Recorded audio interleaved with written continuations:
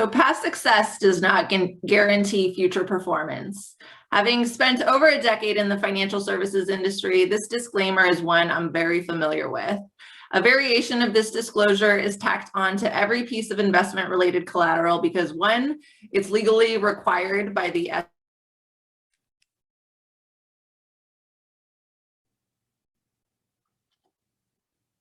past, especially if it worked well for us thus far. Unfortunately, refusing to change course based on shifting times and new information is often the reason businesses and firms that once led their industry become irrelevant. So George Eastman founded Kodak in 1888. He revolutionized photography technology and was responsible for making photography available to the general population.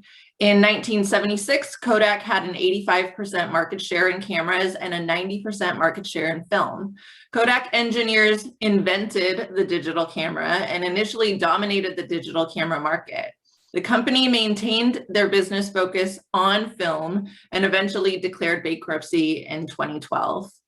Blockbuster opened in 1985 and differentiated themselves from other video rental stores with the largest selection of VHS tapes and a modern computerized checkout process. By 1988, they were the leading video store chain in the US. And in 1994, Viacom bought the company for $8.4 billion. Blockbuster's business model included millions of dollars of revenue from late fees, prompting the birth of Netflix, a company that was sending DVDs directly to your home and not charging late fees. And from 2003 to 2005, Blockbuster lost 75% of its market value. And today there is one Blockbuster store in Oregon. You can contrast that with Best Buy. While electronic retailers Walmart and Costco remained open at the onset of the pandemic, Best Buy closed their 1,000 stores while they came up with a plan that kept shoppers and customers safe. In 48 hours, it raced to convert stores into outposts for shoppers to pick up their online orders without getting out of their cars. Best Buy's stores also would serve as a fulfillment center to ship online orders to customers' homes. And with more people working online for school and business, the company increased its focus on virtual support and technology repair. Albertsons was one of the first grocery chains to pilot micro-fulfillment technology, investing in highly automated, micro-fulfillment centers in their stores. Albertsons store pickup service, Drive Up and Go, grew up at a rate of over 1,000% during the fourth quarter of 2020 compared with the same period in 2019. As online grocery shopping becomes more and more prevalent, Albertsons is also seeing returns from its investment in new picking algorithms and software, which have driven down costs by making it easier for workers to collect items for orders. While these cases are of retail companies, there are plenty of examples of law firms that at one point dominated and are now no longer around.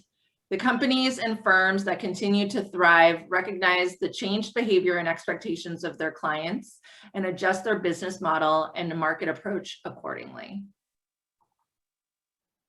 Today, we want to talk to you about the future of business development. And because the pandemic is so personal to each of us, our responses and our experience with the pandemic are very, very different.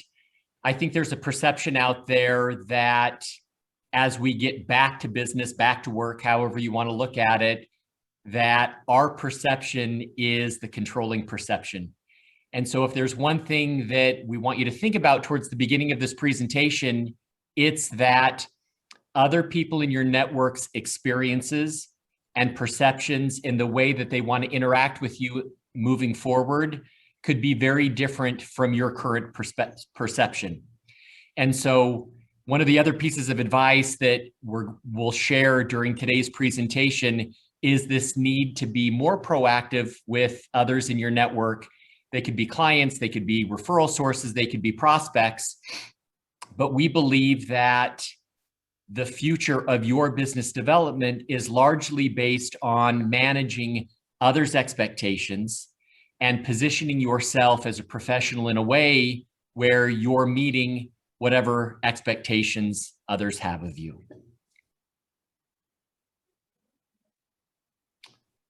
In terms of our panel today, why don't we start off with some brief introductions? Pooja, would you start, please? Sure. Hi, I'm Pooja Nair. I'm a litigation partner at Irwin Cohen and Jessup in Beverly Hills, and I'm also the head of the food, beverage, and hospitality practice.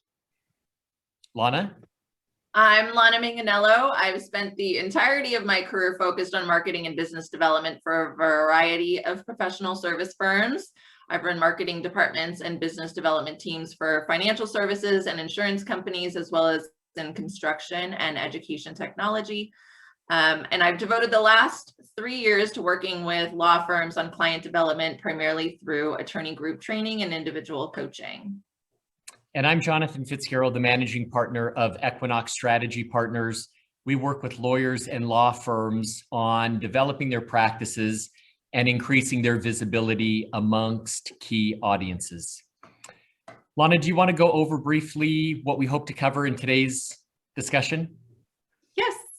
So thank you again, everyone, for joining us today. We want this to be an interactive discussion, so please go ahead and put your questions in the Q&A as we go. So today we'll review the current professional landscape. We'll explore how we can codify relationship building and how technology can help. We'll discuss what business development activities we can expect to yield the best results from moving forward, and ideas for positioning your expertise to meet changing client needs and how to boost your credibility in the market.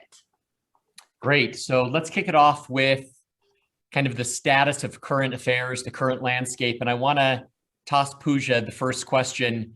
Give everybody kind of a sense, Pooja, as to what your practice has been like, let's call it over the last 12 months. And if you would, as part of that description, also include what your clients have been experiencing, I think that element would be important for people to hear. Sure. I'd say the best word to describe the past year of my practice has been a roller coaster.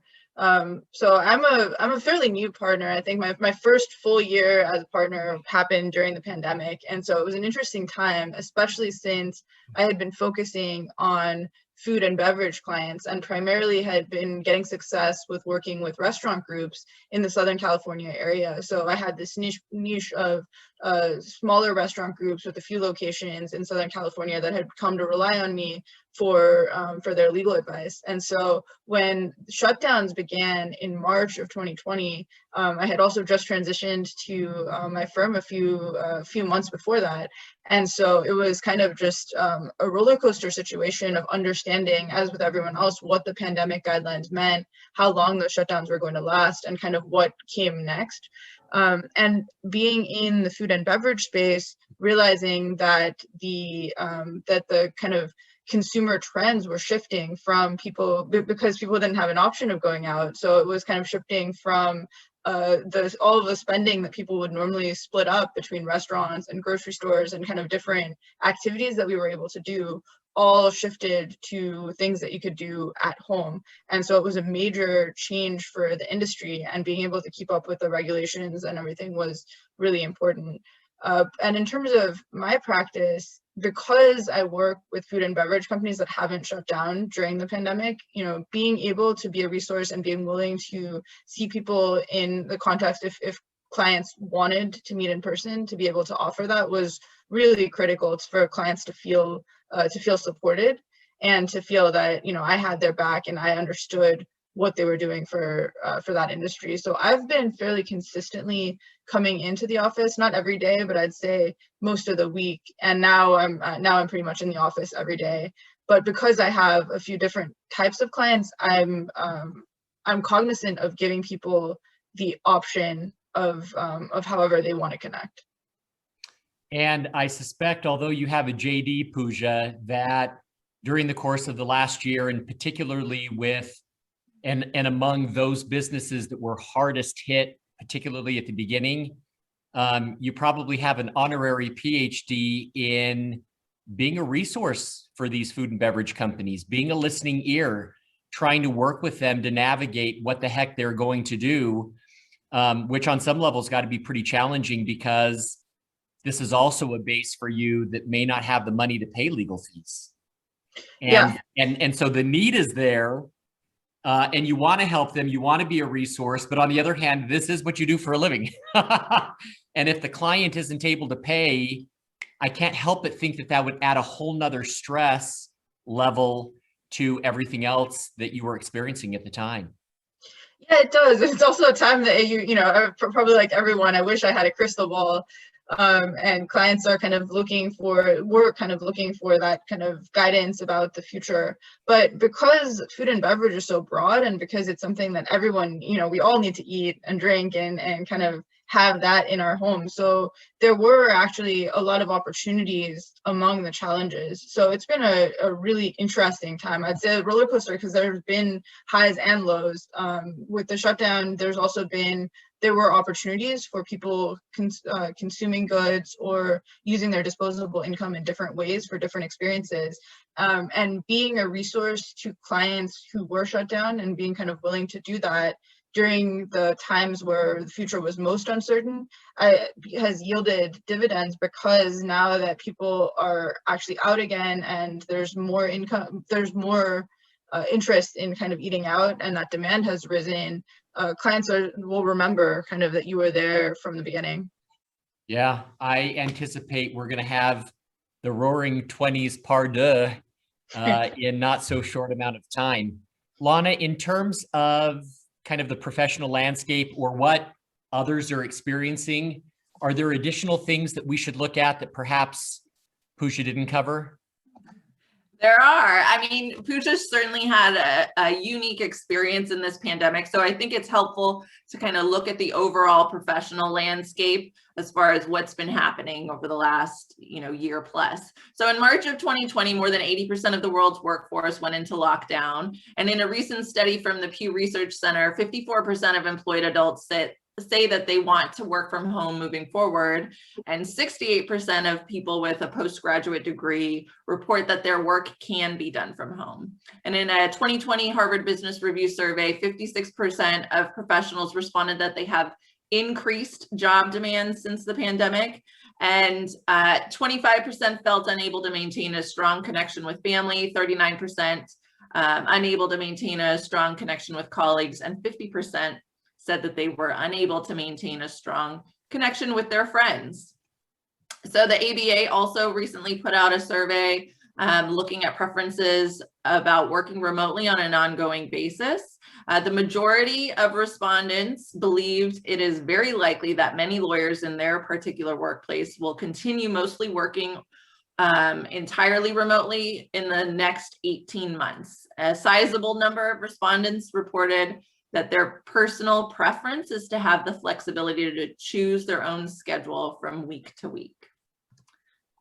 And I think it's important to talk about where professionals are mentally. So workplace burnout has been a significant issue since well before the pandemic. There's many factors to burnout, including workload, perceived lack of control and autonomy, reward, leadership, and community. And the pandemic has intensified many of these issues. A survey from Harvard Business Review reports that millennials have the highest level of burnout, and much of this is due to having less autonomy at work, lower seniority, greater financial stressors, and feelings of loneliness. And so isolation and disconnect at work have been especially pronounced during the pandemic.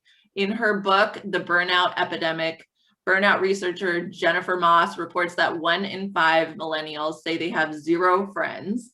And she highlights that having friends in your professional life leads to higher job satisfaction. Having a close work friend makes it 50% more likely you'll stay at a job, and also increases productivity and the likelihood of promotion. Studies also show that loneliness is worse for your health than diabetes and can have similar effects to your health and longevity as smoking 15 cigarettes a day. Okay, folks, so that means our first takeaway from today's presentation is after this presentation, you got to reach out to 5 millennials. They're absolutely going through the worst experience right now. They need a friend. They need a virtual hug. Connect with them on LinkedIn. Send them a text message. But let's help this group out a little bit. Very interesting statistics. Thank you, Lana. Pooja, perhaps you could share a little bit more about how, because of the status of food and beverage end users, you've had to pivot your practice very quickly, like you said, to try to take advantage of those silver linings or those opportunities that do exist in the market, despite all the bad news that we hear every single day. Yeah, sure. And it's been kind of an interesting journey doing that in a short period of time. So, like I said before, I had been initially focused on restaurant groups kind of specific to this area, and I had built a network there and was kind of a go-to person for restaurants with a certain number of locations in the Southern California area. But when they started to shut down and kind of became more of a pro bono practice than a sustaining client base, I started to think about what else I could do, because I've invested a lot of time in the food and beverage space, writing in that space, just learning the law in that area and learning about how that industry works. And so what I started to do was to focus my marketing and my practice on issues that affect consumer packaged goods and food manufacturers. Because those companies were doing actually really well during the pandemic, because consumers continue to need to eat food, and because the grocery store was pretty much the only thing we could do at a certain point, right? So grocery sales went through the roof, and the companies, the CPG companies that are producing the shelf stable food that we pick up, Snacks had the best year that they've had in decades, snack foods for consumers. And so who's making those snack foods? For Californians, we request, we've got specific tastes of no carb, gluten-free, kind of paleo, because of Southern California consumers. And so the products that might have been on Instagram or going direct to consumer now had spaces to go to Erewhon or Trader Joe's. And some of those companies that were growing and facing increased demand needed lawyers because they had operated on kind of a small basis. And so that was kind of a great area for me to come in, where we had these companies that were experiencing unprecedented growth, and they not only had to navigate kind of supply chain issues, but also contract issues and being able to get the product out to consumers. And so recognizing that there was a need there that was kind of part of the demand curve of the pandemic was really helpful, because I could target companies that were in that exact space and hadn't experienced that level of growth and maybe didn't need legal advice, but being able to know what was going on and what they needed was put me in a really good position.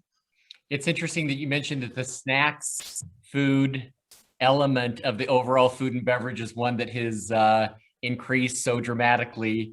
We probably all refer to that as the COVID-19. Yeah. Maybe now all of the dietary and supplement plans will be super hot once everyone gets back in the office and we realize that we don't fit into our professional clothing anymore, and we might need to do something about that. So obviously pivoting your practice to identify those opportunities that exist has not only been influential for you, Pooja, but probably for many of those that are listening on today's webinar. That may be a requirement of the future of each of our business development efforts moving forward, to take the perspective that it's just going to bounce back and be what it's always been is probably not a wise one. And so I do think that's a takeaway from today's presentation, is taking a look at your practice, taking a look at the landscape, and making sure that they align, making sure that you are taking advantage of those opportunities that are there, even if it's a little bit different, not totally different, but a little bit different from what you did prior to March 2020. I'm interested, Pooja, what's kind of your take in terms of how you're interacting with your clients and your prospects and your referral sources, either virtually right now, or maybe that's even happening for you in person. But what is that? What does that look like for you?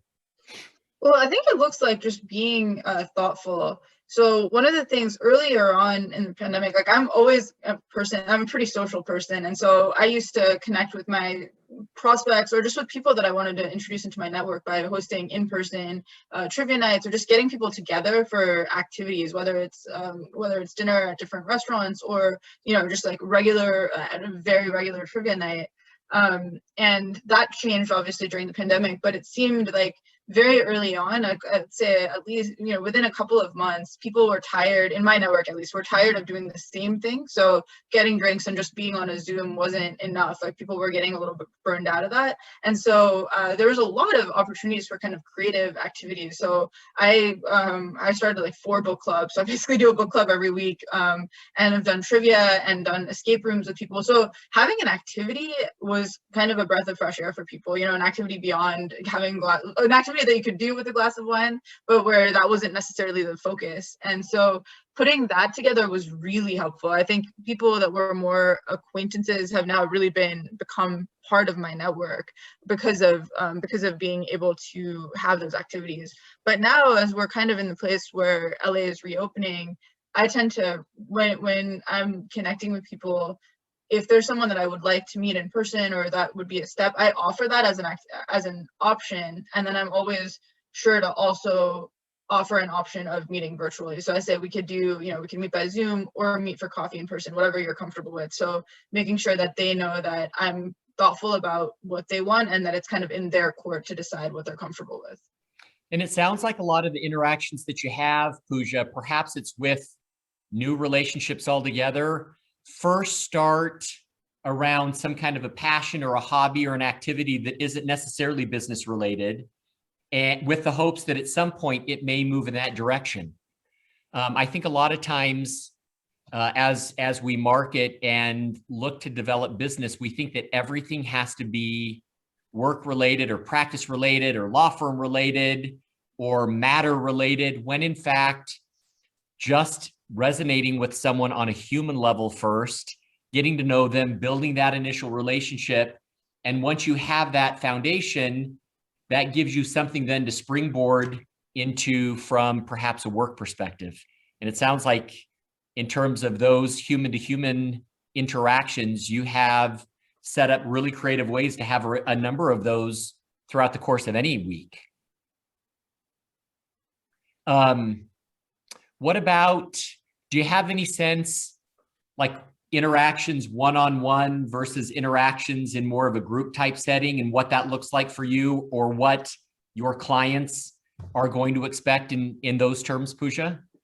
Well, I would say I think that the days of just kind of anonymous speed networking type things where there's 100 people in a room, for me, are probably not something that I'm going to invest my time in going forward.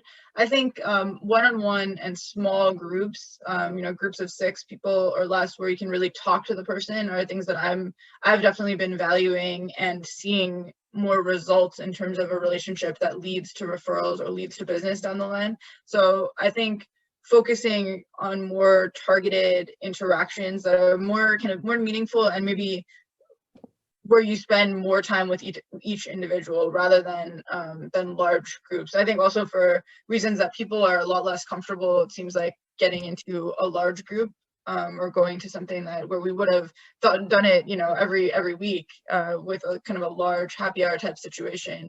That seems to be, I think that'll take a while to get back to, if we ever do. But I think for me personally, the smaller group interaction has just been a lot more helpful. I've seen results from that because over 2 or 3 times of meeting someone, either one-on-one or in a large group, you've had a lot more actual conversation and connection with them than you would have if you met them, 7 or 8 times if you were in a really large group. Yeah. So again, another silver lining of the pandemic, it sounds like you're getting to know people in a deeper way. And we know that the deeper the relationship, generally that comes with loyalty, and eventually the work will come from that. So I think it's helpful now to kind of review technology and its relationship to, building relationships. So just professionally, technology research and advisory company Gartner forecasted that around 1/3 of all current jobs in legal departments will be automated by 2025. And legal tech like e-discovery and case management tools have created increased efficiency. And that's great news because client needs are increasing in complexity, and automation allows for legal professionals to spend more of their time on strategic thinking and coming up with innovative solutions to new and ever-changing problems. And lawyers can now communicate with colleagues and clients wherever and whenever they're needed. And these tech solutions allow lawyers and clients to engage using these platforms, making it less and less common or necessary for clients to show up at a law firm's office. We've heard a lot about Zoom fatigue these days, but a recent Pew Research Center survey found that 65% of professionals working from home say that Zoom is a good substitute for meeting in real life, and 63% of those regularly using Zoom video conferences were not feeling worn out by it. So like Pooja was saying, there's no replacement for being in person, but leveraging technology to initiate relationships really seems to be the way that professionals are engaging with new people. And one thing on that, Lana, is that I think Zoom allows you to expand your geographic boundaries. Like, for example, through LinkedIn and through some thought leadership that I've done, I've connected with people that are in the food and beverage industry, and are really helpful resources, for example, in food labeling or in the M&A space, but they're not based in the Southern California area. And in a lot of ways, those are great referrals because they may think of you for anything that they need in California because they're not from this area. And so the pandemic allowed me to do that because I would never have really thought of expanding my network in that way, but because everything was on Zoom, it was so much easier to do that and to think about it that way. And I think that thinking beyond geographic boundaries is something that everyone should do, and maybe it's something that people can take away. Definitely. And I think you've illustrated it so well, now that we can use technology to eliminate kind of the logistical issues of being a resource to people outside of our region. The focus really needs to be on your specialty and being a true resource in a very focused way to make it make sense that you're, calling on somebody who's not necessarily physically near you. I also think there are some of us out there that have this perception that you can only develop business if you're in person with someone. Perhaps those of us that are a little more senior, we've always done it that way. Whenever we've gotten an introduction to someone or whenever we're looking to represent someone, it's easy for us to say, let's grab breakfast, let's grab lunch, let's grab drinks, let's get together in person. I'd love to meet the team. And so when all of a sudden things locked down and we weren't able to get together in person with anyone, Lana and I know specifically heard from a number of people that they almost felt handcuffed, that the business development and marketing had to stop altogether, that there wasn't anything they could do to build trust and to further relationships with their network if they couldn't be there in person. And I think what's important to note is that at the end of the day, there are elements of trust that each of us can work on, and whether they're executed in person or online, we can still work on those elements of trust. This pandemic that hopefully is near the end is not likely to be the only hiccup moving forward in our practices. I know that I'm at least old enough to have been through the .com boom and bust. I was there in 2008 and 2009 when the market went south. There have been various disruptions. Obviously, COVID has been the largest one to date, but I think as professionals, we also need to anticipate that there are going to be other speed bumps in the future. And what are those elements of trust that will help those relationships to continue, that will keep our practice thriving? And so perhaps we could review what those elements are. One of the ones that the competency one is really all about each of us identifying a specialty. Pooja's done a fantastic job of talking about her food and beverage practice, and even how within that specialty, she had to pivot a little bit because of COVID to make sure that she continued to pull her weight at the firm. Pooja, do you want to talk at all about kind of the pluses or the value that has come to your practice through specialization? Sure. And I think that element of trust under competency, the specialization also requires consistency. So if there's an area that you want to tell people that you're competent and they should think about you in that area, that takes a lot of work, right? So I put out a legal bites column, and no matter what is going on in my practice, I do that 2 times a week. And I put out a bi-monthly legal column for modern restaurant management. And even if I'm in trial, that column goes out on time. And so I think that competency requires you to be consistent. It doesn't mean that you are kind of stuck. And I think that the beauty of pivoting is that you're just kind of expanding what you do. It's not that you're not able to do what you did before. It's that you do that, plus you have this other area. But being able to be kind of consistent in what you do and be willing to commit the time to developing that expertise, even if that's not billable hours, that's really the key. And so, and once you've spent the time to do that, making sure that you're consistent with updating your website profile and your LinkedIn profile is critical, so that people, not only that you're doing the work, but that people are able to find that and to know that you're doing that. So if you're writing an article and you never post it and you never promote it, then it's almost like you didn't do it. And so not only writing it, but being able to put it out there and have that be part of your presence online for people to find is critical. Yeah, part of that consistency too, which falls under this competency perspective, is making sure that whatever type of work, whatever types of matters you want more of, the message is consistent across all those platforms too. Whether we're talking about your law firm bio page, your LinkedIn profile, what you filled out on your super lawyers profile, all, Avo, all of these profiles that are available online about you, we should really do a better job of managing to make sure that however someone finds you, that you show up online just as well as you would if someone were to meet you in person. And Lana and I work with lawyers all the time, and we do kind of an analysis of their online presence, and the messaging is all over the place. And then that lawyer wonders why they're not getting more referrals, or they're not getting more calls or emails for someone to engage them. And it's because if the visitor lands on a LinkedIn profile, they get one message. If they land on the firm profile, they get a totally different message. They may land on a third one altogether, and it's not even completely filled out. And so it kind of leaves the viewer wondering, is this person, really a subject matter expert, or can they really accomplish what I think they can based on what I can find about them online? So I appreciate that. The next one here is congruency and authenticity.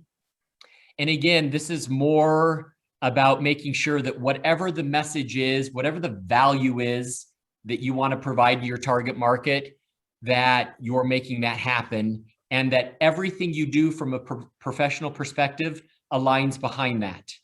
And Jonathan, just to add to that, yeah, on the congruency and authenticity, most lawyers are interested in being of service to their client. And, initially when you're building a relationship, you are saying you want to get to know a person. And so if you're saying that you're interested in getting to know someone and interested in being of service to them, you need to ask great questions and be a superb listener.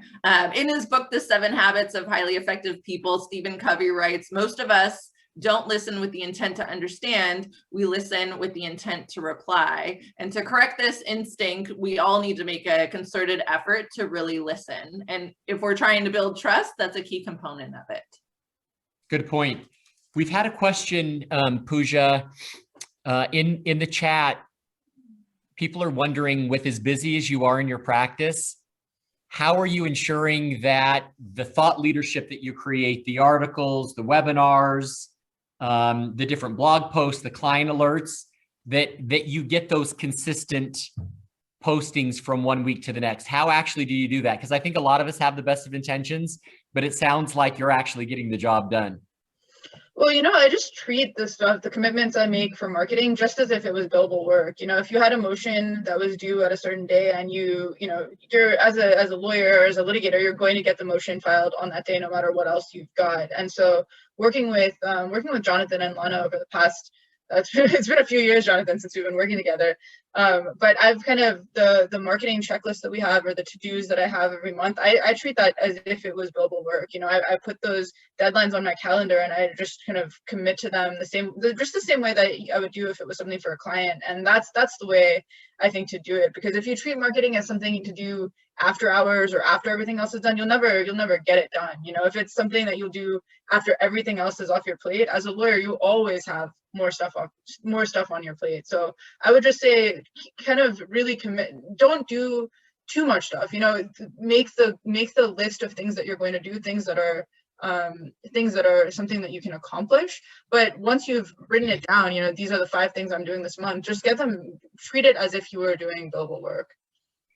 Thank you. And in terms of authenticity, Pooja, you mentioned a little bit earlier in the webinar that your normal go-to base of clients prior to the pandemic were ones that very early on in the pandemic couldn't afford to pay you. From an authenticity perspective, I get the sense that you really cared about those people. You really cared about the businesses that they had built. How did you juggle that? I'm sure they continued to call you even if they weren't in a position, at least immediately, to pay you. Yeah, I think for me, it was the commitment that I've made to my clients when I was marketing myself early on, and people kind of took a leap of faith and said, yeah, you're a young lawyer, but I'm going to trust you with my business, was to say, I will always be there for you as a resource, and I care about this industry, and I'm going to learn everything that you need to go through and be the one-stop shop that you need to when you are dealing with the business of running a restaurant. I will know the legal side of that, and I'll be the resource. And so sticking to that, that I believe in your business, you took a chance on me, I am going to be here for you, was really, I think the single best thing that I could have done. And that was time. It's not that I deferred the billing. I kind of took it. I took the hit and just was there to answer the questions, made sure that I wrote about the questions that they had as well, so that I used that material for marketing, and I kind of filled that time to marketing, essentially. And that was, I think, in terms of the referrals that I've seen coming back at this point, when people know that you believe in them and that you're really authentic when you talk about what their business means and how you value them as a client, I think it pays dividends in a way that you don't see short term. But I'm seeing it even a year after, I'm seeing the dividends coming back. Excellent. The third element of trust, again, whether we're in person or whether it's virtual, folks, that I'd like to just briefly cover is this idea of fairness. And what I'm really talking about here is, in your business development and marketing pursuits, being willing to give of yourself without that immediate expectation of something in return. And I know that over the 25 years that I've been working with lawyers and law firms, there have been plenty of examples where clients have told me, you know what, Jonathan, I spent 20 minutes on the phone with a referral source, or I spent 20 minutes on the phone with someone who wanted to pick my brain about something, and I was happy to do it. Some of those instances at some point led to a new matter or new business, and other times they didn't. But this idea of, we're all in this business community together, and I think there is an element of fairness to where, if we're willing to give without that immediate expectation, tit for tat, of getting something back, that is something that, with those people for whom we're spending the time, we can definitely build trust. The fourth one is transparency. What I'm really getting at here is being upfront with people about what your intentions are. If there is someone who you'd like to represent, I don't think the best course of action in most instances is to try to approach it indirectly. I think being upfront with people, whether it's a referral source, whether it's a client, whether it's a colleague, and letting them know, I'd like to take a meeting with you, and this is the value that I think I can bring to that interaction. Or if we're going to collaborate together on something, let's make sure that each of us know what our roles are and what the responsibilities are, just so that we're transparent with one another. Again, an element that will help build trust amongst those in our key audiences. The second to the last one is being open and vulnerable. And I think this is one where it's surprised me the most over the last 12 months. I can't help but think that I've really gotten to know people much better on the personal side than I probably would have otherwise. There are plenty of people in my network who I know well professionally, but I don't know a lot about the personal element. And I think for some professionals, it's very easy to say, this is my professional life, this is my personal life. Prior to March 2020, those two never really crossed paths. But because we all shared in that experience called COVID, there were plenty of times where I'd get on the phone with someone and they'd share their frustrations about their spouse working from home, or they're having to educate their kids from home. And I just think from a openness and a vulnerability perspective, it was incumbent upon me to listen to whatever it was that they had to say, even if it wasn't business related. The call that we scheduled may have, the objective may have been to talk about some kind of business matter, when in fact, I had the opportunity to get to know them a little bit more on a personal side before we got to the business. Pooja, have you experienced that too in the last year? I think you even mentioned that you just felt like you knew people a lot better as a result.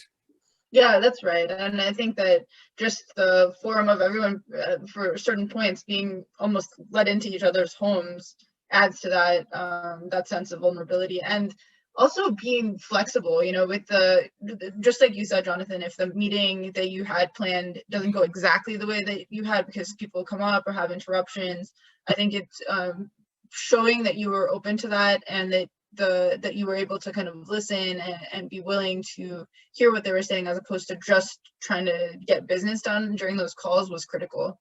Yeah, I think it's important to kind of elaborate on this, because you create intimacy, which is what we need to develop trust, when you share something more personal about yourself, and psychologists call this self-disclosure. And because of the social norm of reciprocity, the person you open up to often will be compelled to do the same. And this mutual self-disclosure leads to a sense of closeness. And so we were all kind of forced into this self-disclosure as our kids and animals like ran through our laps. So as we move out of, you know, the pandemic and our kids can go back to daycare, we need to conscientiously think about how can we share more of who we are so that we can build this intimacy and closeness with our clients and prospects and colleagues. Great point. The last element that we want to cover in terms of building trust is this idea of being reliable and dependable. This really hits on doing what you say you're going to do and following through. I think a lot of us have, again, the best of intentions, but if we tell a client or a colleague or someone else who we're trying to foster a relationship with, we're trying to build trust with, that we're going to get them something by close of business on Friday, we need to go to the moon and back to make sure that happens. And there are plenty of disruptions in all of our days that would give us a really good reason to say, crap, I didn't get you that by Friday. You don't generally work on the weekends anyway. I'm sure if I get it to the person by Monday morning, we'll be good to go. And it's little things like that that can erode the trust process. And so by following through, by following up, by being that dependable person, it will only help to foster that kind of trust that we're looking to build. And again, I don't think that we have to work on all of these things all of the time. But for purposes of our discussion today, you may choose one or two that either you feel like you do really well and you want to double down on it, or one or two where perhaps there's a little bit of work to do in those two areas. And it's something that for purposes of building trust that you want to do a better job of working on. And then find something every single day that you can do for 30 days so that it becomes a habit and helps you to deepen those relationships with people that are in your network, whether those are new relationships altogether or already established ones. We've talked a lot, Lana, about what can be done virtually, but I also want to make sure that we impress upon people that there are still benefits of getting together in person once that's appropriate. For sure. And I think it's helpful to talk about how we build trust, to recognize, being physically close isn't part of it, though it can be helpful to be physically close. So I think, it's important to kind of look at the benefits of getting physically together. So having a Zoom meeting or a conference scheduled in the calendar doesn't usually get anyone too excited. I mean, besides anticipation of this webinar, but having an actual meeting scheduled that you have to drive to gives you a sense of anticipation that you just don't get from a virtual event. Another benefit of being physically with others is it's a lot less tempting to multitask. So, if you're in a conference room collaborating with colleagues, it's unlikely you'll start reading your emails or finishing your online shopping. And there's usually a lot less interruptions because of the kids and the dogs and the Amazon guy when you're physically with somebody. Also, when you're meeting in real life, there's less of a reliance on tech, and malfunctioning technology is less likely to take away from the discussion or the presentation or the pitch. And when tech's not a critical part of the meeting, it's easier to present your best self. People can hear you. No one's saying, "Hey, Pooja, you're on mute," or your face is frozen, or you're just listening intently and people think your face is frozen. And you're not wasting energy worrying about all of these things happening. And you're also not looking at yourself, which is also a little bit of a drain. And you can just focus on what you're saying and how you're presenting yourself. And then having some variety in your day is actually good for your brain. A study published in the Journals of Gerontology suggests that people who have a varied experience throughout their day have higher cognitive function than those who have rigid routines. I feel like I've had a pretty rigid routine over the last 12 months, and it's Groundhog's Day over here. Also, being able to enjoy your surroundings along with some great food and drinks can make for a much more enjoyable experience than being solo. You can read body language much more accurately when you're in person and better understand people. And when meeting as a group, it's less likely that the most boisterous personalities will dominate the conversation, and it's possible to have side conversations. And don't forget about, when you make a joke on a virtual platform and everyone's on mute and you get that deafening silence instead of kind of the courtesy chuckles. So what does all this mean for the future of meeting in person for business development? I think the pandemic has changed the way we prioritize our time, and professionals now have less of a tolerance for wasting time than they ever have before. In her book, The Art of Gathering: How We Meet and Why It Matters, Priya Parker says, when we don't examine the deeper assumptions behind why we gather, we end up skipping too quickly to replicating old, staid formats of gathering, and we forego the possibility of creating something memorable, even transformative. And I don't know about you, but memories of charity dinners or large networking events that I attended in 2019 don't get me excited. But attending something meaningful, memorable, or transformative is exactly what I've missed the most since the start of this pandemic. So I think we should talk about what that looks like. Yeah, so in terms of what those future activities look like, I think from a networking perspective, as Pooja mentioned a little bit earlier on the webinar, we've got to get more creative when we extend those invitations. No longer can we just bounce back to the normal drinks, breakfast. I mean, I think some of that may be okay, but I think moving forward, if someone's going to actually take the time out of their schedule to meet with you in person, they're wanting something a little more experiential. Otherwise, they can jump on a 10 or 15 minute Zoom and they don't have to get all dolled up and they don't have to drive 30 minutes each direction.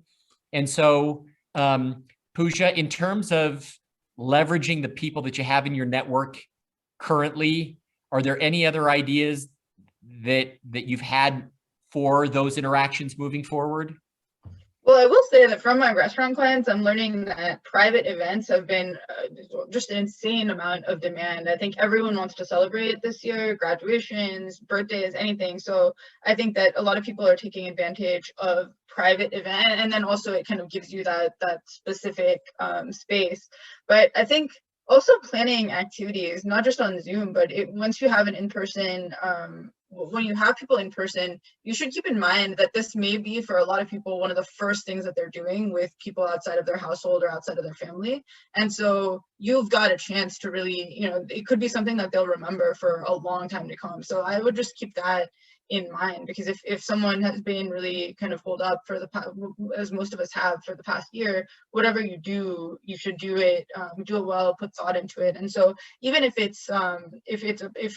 you do a private event with a tasting menu, you can do that for a small group of people. The restaurants all over California are kind of willing to work with people, and you can have that space. But even if it's something as simple as keeping it outdoors, doing a hike or something like that, if you kind of keep in mind what the person is doing and have really spent the time or listened to understand what activities they're interested in, it will make a huge difference. I've noticed that. And if it's something that, if you're creating a memorable event, you can really get something out of that to come in terms of building that relationship. Great. Lana, anything else specifically in terms of networking that we may want to bring to light? I mean, I think Pooja hit it on the head. It's going to be less frequent and just higher quality. And I think the key is not to, have kind of a diluted event where everyone is, served to a basic degree, but having something tailored that may not appeal to everyone, but being specific about who you're inviting and what you're including for them. Having a wine dinner and recognizing it's about the wine, and you don't include the people who don't drink, or you have some kind of yoga thing where it's a whole different group of people. But I think that's the key is, you have to be willing to exclude people to really create this inclusive feeling and meaning. And I think that's going to be kind of the way that people are going to sign up to go to your events. And I think, you always want to be conscientious and give people a way out. You don't want to make people feel awkward. And that goes into listening, and also just the way that you use your language and in your invite to let people know, hey, we're having a very specific event. Let me know if this is your bag. And if not, that's cool, because I do other things all the time. So I think it's important to your reputation as far as how you're wording this, so that you're not the one making people feel awkward or obligated to do something that's not in their, not necessarily what they're into. How do you think all of us attending conferences is going to change, Lana? So I think in the past, people went to a conference to get content. And now we recognize we don't need to fly to Florida to learn about anything, except for maybe like Florida weather or the ocean there. So, we can jump on YouTube or blogs or wherever to consume content whenever we need to. So certainly, conferences will just shift in what people are attending for. It will be, again, like we've all been talking about, this experiential component. There's a collaboration that can happen in person that's really powerful and meaningful. And again, being together with people who are like-minded and facilitating engagement is really going to be the key to making conferences in the future valuable in making sure that people have the opportunity to get to know one another. And I think, Zoom and these platforms have shown us, the true value of technology. Breakout rooms are so powerful. And I feel like I've been on a lot of these networking calls where you get put into rooms with 2 or 3 people. And I know if I had gone to an event, I probably wouldn't have spoken to those people, and not in this intimate setting. So I think conferences will change and need to be a lot more thoughtful, and probably will be smaller. Yeah, and for any of us that are big on inviting people to breakfast, lunch, dinner, drinks, kind of those one-on-one interactions or one-on-two interactions, I think the future of that is likely to be that people will be interested in those interactions once they've already established a relationship with you. One of the silver linings for me in COVID is if someone wanted to meet me new altogether, there was very little downside to jumping on a 10-minute Zoom with someone. It was 10 minutes of my day. prior to the pandemic, I'd have to sit there and decide, do I really want to meet Pooja? Yeah, it looks like there may be an opportunity here, but I'm driving 45 minutes across town to meet her for a 1-hour lunch, only to drive 45 minutes back. We're talking about like a 3-hour block of my day in the hopes that some kind of a meeting with Pooja is going to benefit my practice. Now we can jump on a 10-minute Zoom. So if there are those in your network that you're looking to meet new altogether, perhaps moving forward, the first step is some kind of a 10-minute Zoom, 10, 15-minute Zoom interaction. And then once you realize there may be chemistry there from a business perspective, or there may be something more, then the follow-up is the in-person. I just think we have to be more mindful of efficiencies and people's time. Anything else, Lana, in terms of kind of best practices around these interactions and meetings that we have with people? I mean, prior to the pandemic, the types of events that I got the most value out of are the things that Pooja was mentioning. So, you know, I would put on a small dinner event with a private chef or in a private room at a restaurant. Usually there was a theme. We'd invite a handful of our best clients and invite them to bring a peer, and everyone always said yes. It was a memorable occasion. It took a lot of energy, but it was so much more meaningful than, you know, kind of a blanket Christmas party or something where everyone was invited and we had little control over what the experience was. Good. Okay. The last thing that we'd like to cover before we close is this idea of either repositioning your practice or learning something new altogether. And I know that Pooja's done a really good job of kind of demonstrating to us how you go about doing it. Obviously, she identified a need and then went through a variety of different things to demonstrate to her audience that was in fact some value that she could provide. In terms of that pivot, Pooja, is there anything else you want to mention that would help those today on the webinar understand or see the value in repositioning or learn something new altogether? Well, I would just say there's no substitute for time. So make sure that whatever you're interested in, once you see the need, make sure it's something that you're willing to commit to, because doing it kind of halfway doesn't work. So if you see a need that's in something that you know, or where you that it's an area that you could become familiar with and you see a path there, just make sure that it's something that you're passionate enough about to actually put in the time, because there's a lot of time outside of actually, when you decide to pivot, I spent a lot of time just actually learning about the area that was just non-billable time and not really time actively marketing, but just reading about the area. I shadowed a client. I had a client that had a case in the area that I was interested in, and I shadowed in that area just to learn about what they were doing and how to handle that. And so it was, you know, it's a significant investment. And so if you're willing to do it, it really does pay off, because then once you've got it, that's part of your profile and that's part of what people are going to do. And if it's an area where you really want more work, there's no substitute for it. But I would just say be thoughtful about it and realize that it's a significant time investment. Yeah, thank you.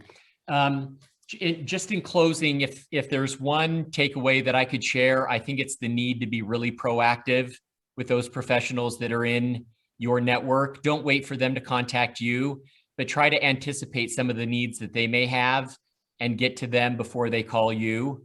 I think by doing so, there's so many benefits.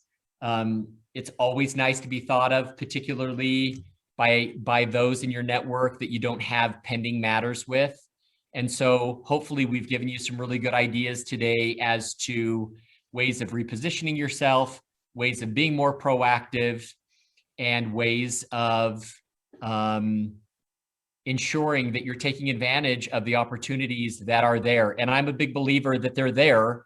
They may be different than they were prior to March 2020, but there are in fact all kinds of opportunities to be had if we're willing to align our experience and our value behind whatever the market may need.